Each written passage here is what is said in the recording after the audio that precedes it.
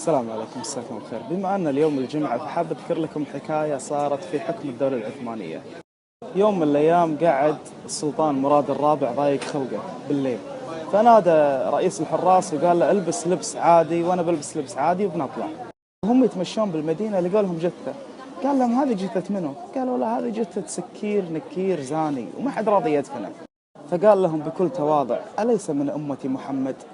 احملوه واذهبوا به إلى أهل بيته. ولما وصلوا البيت طلعت امرته بالليل شافت الجثة قاعدة تبكي. قال لها ما يبكيك، يعني هذا سكير زاني، يعني ليش حزينة عليه؟ فزاد بكيها وقالت كنت أحذره من ألسن الناس لكنه لم يكترث لكلامي، كان يشتري الخمر ويصبه بالمرحاض، كان يصبه بالمرحاض ويقول اللهم أني خففت على شباب المسلمين. كان يذهب إلى من تفعل الفاحشة ويعطيها أموالها ليوم كامل ويقول اللهم أني خففت عليها وعلى شباب المسلمين. فقال السلطان لما يفعل هذا؟ فقالت إن الله لم يرزقه بأولاد فأراد أن ينقذ شباب المسلمين.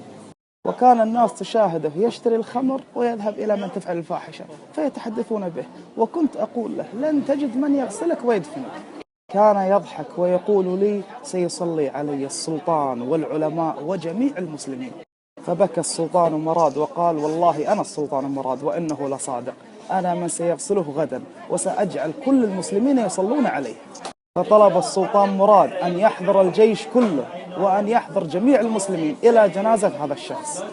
الفائدة من هذه الحكاية أن تحسن الظن بالناس ولا تسيء الظن بهم، ولا تصدقوا ما تسمعوا وصدقوا نصف ما تروا.